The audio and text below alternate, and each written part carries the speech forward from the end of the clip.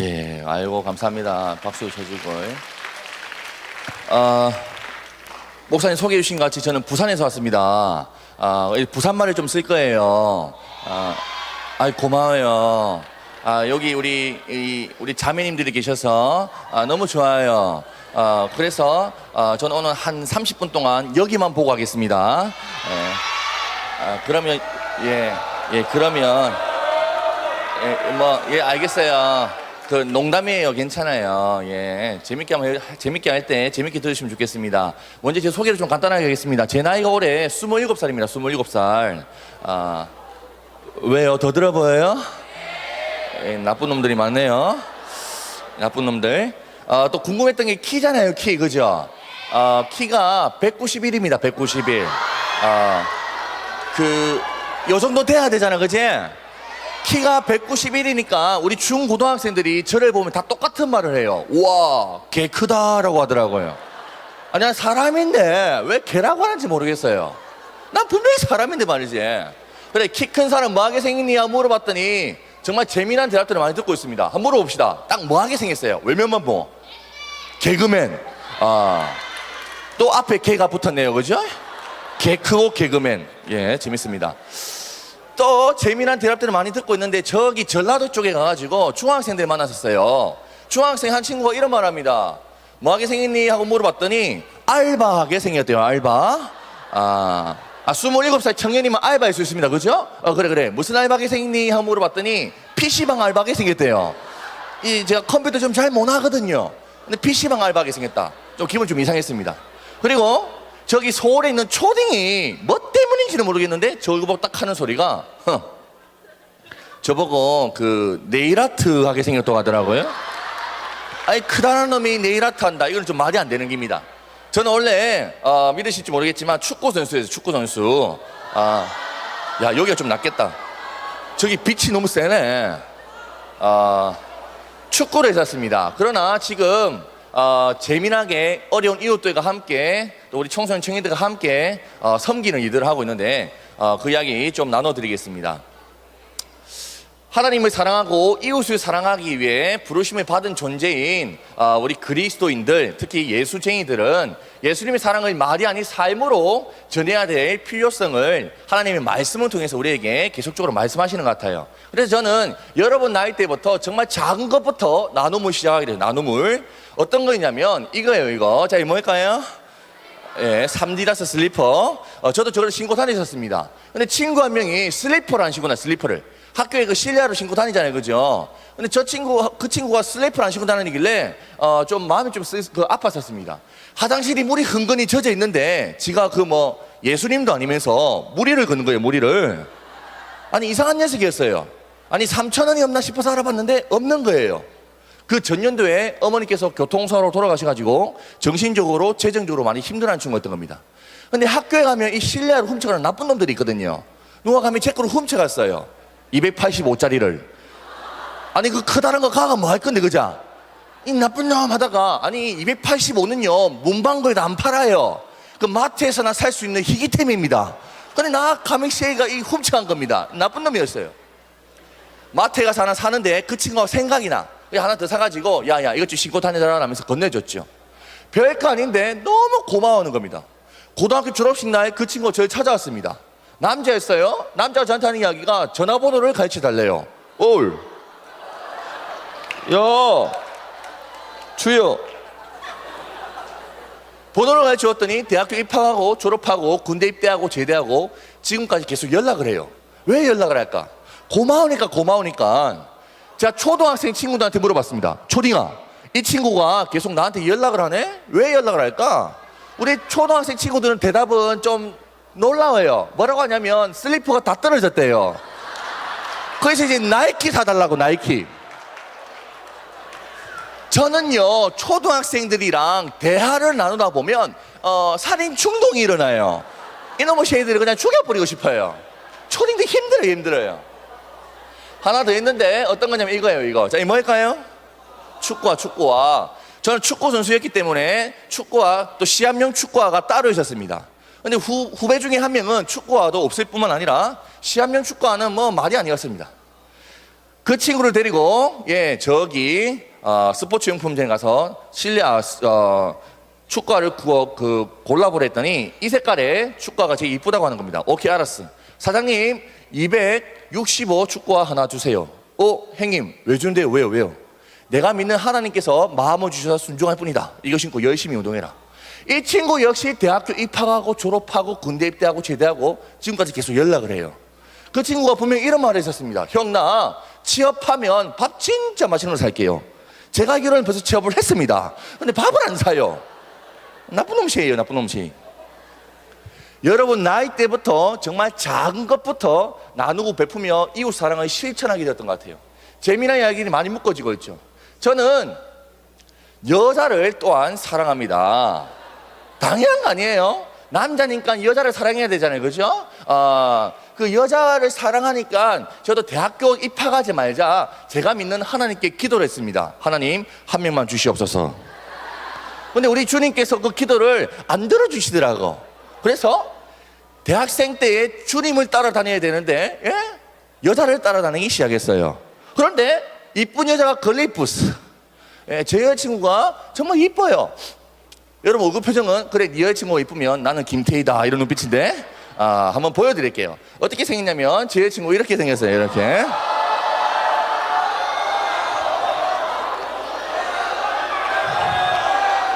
이야, 왜? 못 믿겠어요?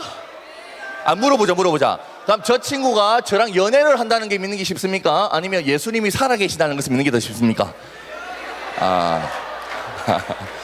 야, 예수님 살아계시고 난 죽어붙고 나쁜 놈들. 여자친구 그 쇼핑몰 피팅 모델 알바할 때 찍었던 사진이에요. 자, 못 믿는 것 같으니까 같이 있는 사진 보여요. 같이 있는 사진. 잘 봐요. 여기 있네. 여기 같이 있는 사진. 여기 있네. 아니, 좀 믿어주세요. 자, 조용히 해봐봐. 이 사진을 띄워놨더니 한 초등학생이 하는 말이 있습니다. 우리 초등학생들은 머리에 필터링이 없어요. 생각난 대로 막 뱉어요. 뭐라고 말하냐면, 와, 어떻게 저렇게 못생긴 남자가 저렇게 이쁜 여자를 만나줬을까. 야, 나 그 친구도 죽였어야 되는데 너무 힘들었어요.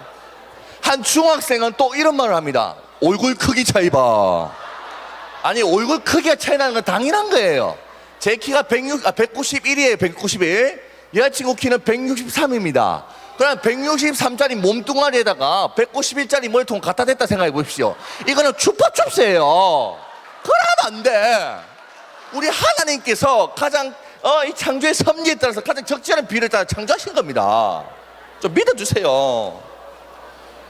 이렇게 연애를 함에 있어서도 이웃을 사랑하는 연애를 하기에 노력하고 있는데, 먼저는 달동네에 계시는 우리 어르신 할머니들 찾아뵈며 예수님 사랑을 실천하고 있습니다. 이 사진을 띄워놨더니 또 나쁜 중딩이 또 한마디 합니다. 혹시 오른쪽에 계신 분이 여자친구예요? 라고 합니다. 그러면 안 되지, 그지? 저는 27살, 우리 할매들은 90이 넘었어요. 나이가 3배가 차이 나는데 어떻게 연애를 합니까? 이렇게 우리 할머니들과 함께 놀아드릴 뿐만 아니라 또 소소한 나눔도 있는데, 예를 들면 이거예요. 그 있잖아요. 기념일 같은 게 있잖아요. 기념일, 100일, 200일, 300일, 그 이상한 거 있잖아요. 그지? 그런 기념일 때도 하나님의 말씀에 따라서 이 잔칫날에 어려운 이웃들과 함께하게 했는데, 재미있는 추억들이 참 많습니다. 또한 소소한 나눔도 있는데, 예를 들면 이거예요. 길을 걷다 보면 우리 할머니들이 야채랑 채소 같은 거, 똑같은 거네. 그 야채랑 과일 같은 거 대답하시잖아요. 그죠? 이 야채랑 과일 같은 거 대답하시는 할머니들의 특징, 공통점을 제가 발견하게 되었는데, 잘 봐봐요. 우리 할머니들은 아무도 안 사갈 것 같은 것들을 팔고 계세요. 너무 마음이 아파요. 두 번째로 우리 할머니들은 아무도 안 살 것 같은 것들을 아무도 안 살 것 같은 곳에서 팔고 계십니다. 마지막으로 우리 할머니들은 아무도 안 살 것 같은 것들을 아무도 안 살 것 같은 곳에서 아무도 안 살 것 같은 시간에만 파시는 겁니다. 우리 할머니들은 시공간을 초월하시는 것 같아요. 초사이언인도 아니고. 너무 마음이 아픈 거야. 여자친구랑 손을 잡고 데이트를 하고 있는데, 할머니가 호박 덜 익은 거 있잖아요. 그지? 초록 색깔. 그걸 몇 돈이 넣고 파셔. 그 누가 사가니, 그거를. 너무 마음이 아팠어요. 근데 그때 번쩍 지혜가 생깁니다. 여자친구 이름이 은비인데, 제가 이런 말을 했습니다. 은비야, 오늘 오빠가 커플링 말고 커플 호박 맞춰줄게 라고 해서 호박을 한 덩이씩 맞췄어요. 한 덩이에 자체 셀프 계산해서 5만 원씩 쳐드리면 할머니 고기 반찬에서 다 드십시오. 예수님의 사랑을 나눕니다 라고 하며 한 덩이에 5만 원씩 커플 호박을 맞췄어요. 이걸 가지고 번화가 부산의 남포동이라는 거리가 있어요. 거기에 가지고 걸어 다녔었어요. 그랬더니 사람들이 다 정신 나간 사람을 보더라고. 근데 재밌었어요. 커플 호박 데이트, 커플 호박 데이트. 제가요 여자친구랑 연애를 한 지 벌써 4년이 되었습니다. 4년. 뭐 제가 잘못했어요? 아니 사랑하는 사이입니다. 납치 안 가네요. 같이 함께 이웃을 사랑하는 연애를 하고 있는데 정말 재밌습니다. 얼마나 감사한 일이 많은지 모르겠어요. 저는 지금 나눔 커뮤니티라는 비영리 단체를 만들어서 청소년 청년들과 함께 예수님의 사랑을 말이 아닌 삶으로 전하고자 노력하고 있습니다. 먼저는 우리 달동네에 계시는 어르신들과 함께 놀아드리고 있습니다. 말 그대로 놀아드립니다. 우리가 일반적으로 독거노인 봉사, 독거노인 사역하면 너무 거창한 걸 생각해. 할머니 집을 닷대를 부숴가지고 새로 지어준다. 그러면 안 돼요. 할머니 집을 닷대를 부수면 할머니가 살 곳이 없어요. 생각을 해야 되는 겁니다. 같이 식사 나누며 교제하고 놀아드리면 되는 거예요. 우리 할머니들 같은 경우는 기초생활수급 대상자로 선정이 되면 한 달에 9만 4천, 한 달에 한 20만 원, 30만 원 정도 받으실 수 있는데 기초 노령연금이라고 해서 만 65세 이상 되시는 어르신들이 받으시는 정부에서 나온 수당이 있습니다. 그것만 가지고 생활하시는 분들도 많이 계시더라고요. 마음이 아파요. 이분들 찾아뵈며 쌀도 챙겨드리고 반찬도 챙겨드리고 생활비도 지원하면서 모시고 있습니다. 할매들이 너무 심심한가 봐. 집에 갔더니 맨날 혼자서 고스톱을 치면서 혼자서. 그래서 저희들이 언젠가부터 고스톱 봉사를 나가기 시작했어요. 한 번은 중학생들 데리고 할머니랑 고스톱을 치기 시작했는데 할머니도 신나고 우리 중딩들도 신난 거예요. 그래서 내기빵이 성사되었어요. 100원빵 100원빵. 자 물어봅시다. 그럼 우리 중딩들이 할머니한테 이겨야 된다 져야 된다? 져야 되는데 요즘 중딩들은 특히 중학교 1학년 2학년 남학생들은 머리에 뇌가 없어요. 생각이 없어요. 무뇌 너무 마음이 아픈 거예요. 저희끼리 신나가지고 원고, 투고, 쓰리고를 불러요. 할머니가 이렇게 까서 이렇게 디비는데 똑같은 게 겹쳤어. 모른 척하고 지나가야 되는데 콕 집어서 할매 똥 쌌네.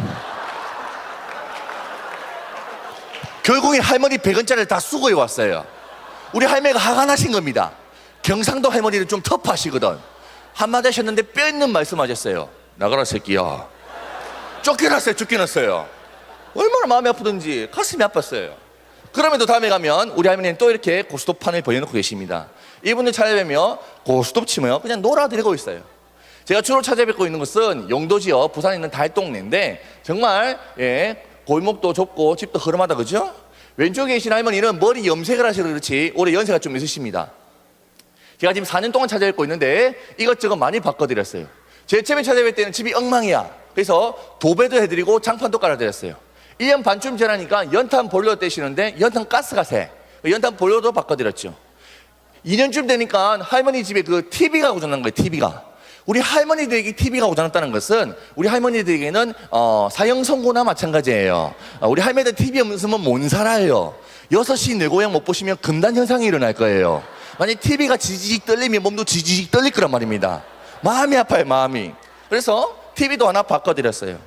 최근에는 할머니 집이 이런 벽면에 이런 창을 가진 집이었는데 봐봐. 여기 이게 유리창이 아니라 비료포대를 이렇게 붙여놓고 계시는 겁니다. 마음이 아팠어요. 우리 예수쟁이 청소년 청년들이 돈을 조금씩 모아서 사랑을 조금씩 모아서 여기 여기 또 문이 하나 있었고 여기 또 창문이 하나 더 있었는데 싹 다 바꿔드렸습니다. 별거 아닌데 할머니는 기뻐하시죠. 왜냐하면 할머니 혼자서 일을 하시기에는 3개월치 생활비가 다 들어가거든.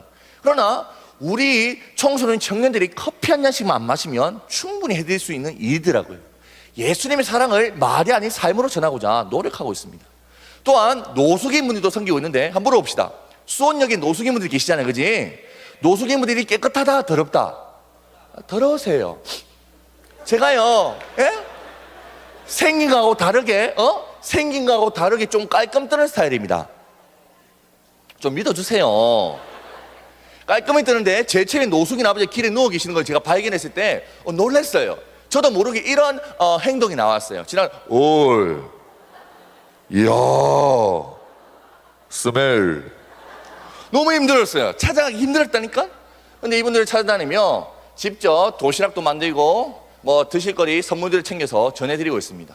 말씀에 따라서 옷 두 벌 있는 자는 옷 없는 자에게 나눠줄 것이요 먹을 것이 있는 자도 그렇게 할 것이니라 라는 말씀과 같이 옷도 나눠드리고 있는데, 어제도 우리 삼촌들께 겨울 잠바 하나씩 다 뽑아드렸어요.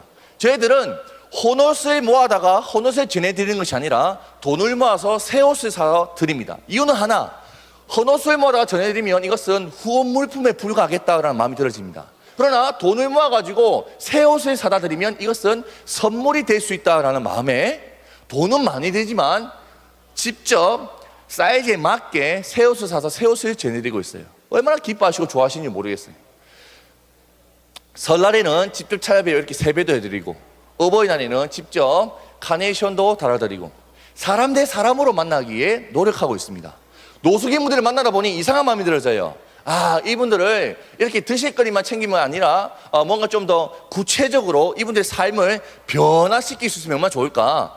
말 그대로 자립을 하실 수 있으면 좋겠다는 마음에 한 분, 두 분 월세방을 지원하고 생활비도 지원하고 꾸준하게 돌봐드리는 자립 프로그램을 진행해 보았습니다. 감사하기도 한 분, 두 분 일어나기 시작하셨는데, 대표적인 분을 제가 소개해 볼게요. 우리 레벨업 하시는 삼촌인데, 우리 삼촌 같은 경우는 작년 2월 20일 날 부산역에서 노숙을 하고 계셨어요. 제가 방을 잡고 모셨습니다. 그 다음 때 전화가 온 겁니다. 주연아, 예? 내가 노가다를 해가지고 돈을 좀 벌었다. 네가 방 잡아준 데 말고 조금 더 좋은 데로 이사 가도 되나? 마음대로 하세요, 마음대로. 아버지가 직접 방값 벌어서 방값 내시며 조금 더 좋은 방으로 레벨업 하셨어요. 얼굴도 좀 깔끔해지셨다, 그지? 그 다음에 또 전화가 왔어요. 주연아, 예? 내가 노가다 하다 보니까 페인트 칠하는데 취직하게 됐다, 취직. 우와, 아버지 축하합니다. 월 180만 원 정도 번다. 우와, 내보다 많이 버네요. 이야, 찝찝하네. 근데 아버지가 여유가 생기시니까 방 한 칸 잡으시고 우리한테 밥까지 사주신 아버지로 또 레벨업을 하셨어요. 저는요, 노숙인분들, 독거노인분들한테 막 예수 믿으라고 강요하진 않습니다. 아버지 예수 믿어서, 예수 안 믿으면 내가 안 도와줄깁니다. 이런 협박 안 해요. 예수 믿어야 돼. 예수 안 믿으면 지옥 가요. 지옥 뜨거워. 이런 말도 안 해요. 이런 말도 안 해요. 그저 사랑을 나눠드릴 뿐인데, 아버지가 스스로 교회를 나가고 싶다 하시길래 교회도 출소하시게끔 도와드리고 있습니다. 이제는 우리 아버지가 취미생활까지 하시는데 대박. 설마 여러분들처럼 롤 하실까요? 아니죠. 자신의 건강에 회복을 해서 자전차 라이딩까지 하시는 아버지가 되셨어요. 너무 신기해요. 너무 신기해요. 이건 어찌 보면 기적입니다. 근데 더 신기한 것은 아버지가 일을 좀 잘하니까 사장님이 일할 만한 사람 있으면 데리고 오랬대. 그래서 1년 반 전에 부산역에서 자신이 노숙했다는 사실을 잊지 않고, 또한 1년 반 전에 예수쟁이들이 자신을 도와줘서 이렇게 일어났다는 것도 잊지 않고 부산역에 찾아가서 친구 노숙인들 중에 한 명 같이 데리고 같이 일하러 다니기 시작하셨습니다. 더 나아가서 잘 들어봐요. 일용직에 근무하시는 분들 같은 경우는 일이 없으면 방값이 밀려서 방에서 쫓겨나게 되는 경우도 많습니다. 그러면 다시 노숙을 하게 되는 거죠. 그런 이야기를 듣게 된다. 그러면 아버지가 직접 벌어놓은 돈 가지고 30만 원, 40만 원 그분 방값 대신 내주시기까지 하십니다. 이야, 대단합니다. 근데 중요한 사실은 저도 지금 자취를 하고 있는데 우리 삼촌이 내 방값을 아직 한 번도 내준 적이 없어요. 나빠요, 나빠요. 작년 2월 달에는 부산역에서 이렇게 노숙을 하고 계셨습니다. 근데 올해 7월 달이 되었는데 놀란 모습으로 변신하셨어요. 자, 놀랄 준비하고 갑니다. 짜자자자. 이게 전문 용어로 삼촌간지라고 합니다. 삼촌간지. 우리 삼촌께서 항상 하시는 말씀이 있습니다. 하나님 만나서 참 좋다, 살맛난다 라고 하십니다. 송주연 만나서 참 좋은 것이 아니라 하나님 만나서 참 좋다라고 하시는 이 고백이 제 가슴을 뛰게 합니다. 제가 이렇게 살아가는 이유는 한 가지입니다. 제 삶을 통해 하나님, 예수님께서 그 사랑의 전해됨을 통하여 그분들이 그 예수님의 사랑에 잠기기를 바라는 마음으로 살아가기 때문이죠. 아이고, 시간이 벌써 이리 많이 됐네. 자, 그럼 넘기고, 이런저런 이야기를 제가 여기 다니며 강의도 하고 강연도 하고 있어요. 너무 재밌죠. 감사한 일이에요. 저는 원래 축구 선수였어요. 축구 선수 하다가 여기 아주대학교에도 게임 뛰러 많이 왔었습니다. 그런데 이 축구하다가 다치뿌스. 얼마나 많이 다치뿌냐면 무릎이 다 빠졌어.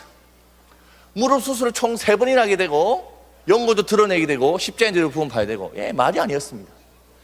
정말 여러분 나이 때에는 너무 힘들어서 집에서 뛰내리고 싶었습니다. 근데 중요한 사실은 우리 집이 3층밖에 안 돼가지고 여기서 뛰내리봤자 견적이 안 나온다 싶어서 뛰내리지는 못했죠.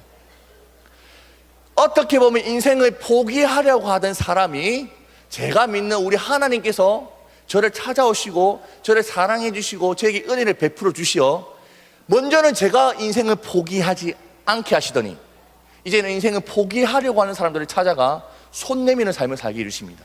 얼마나 감사한 일인지 모르겠어요. 제가요, 외국에도 강의하러 다니고 있는데 재밌어요. 캐나다, 미국 많이 댕깁니다.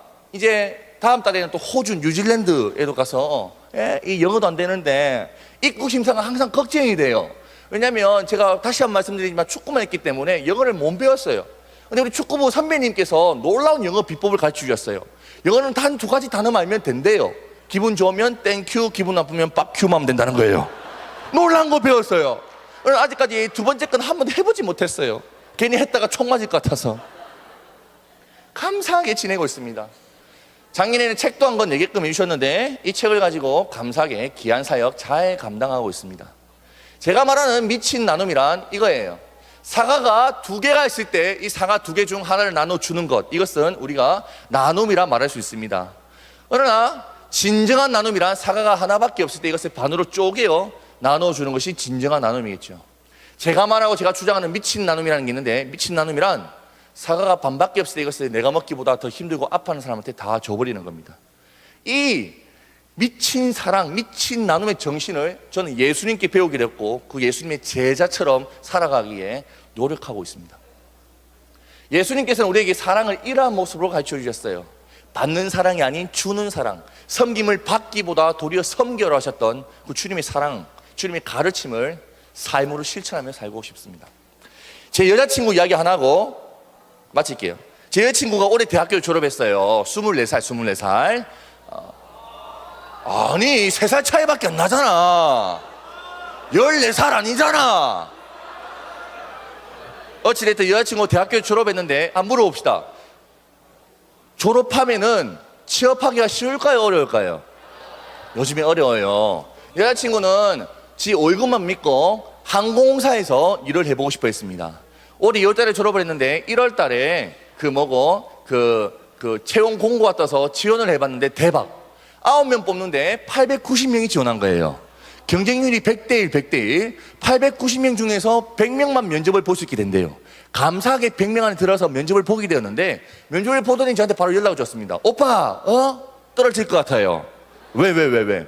이야기를 들어보니 떨어질 수밖에 없었어요. 4명이서 같이 면접을 보았는데 제 왼쪽에 있는 애는 토익이 900점이 넘는 이상한 여자가 앉아 있었어요. 토익이 900점 넘으면 좀 이상한 거예요.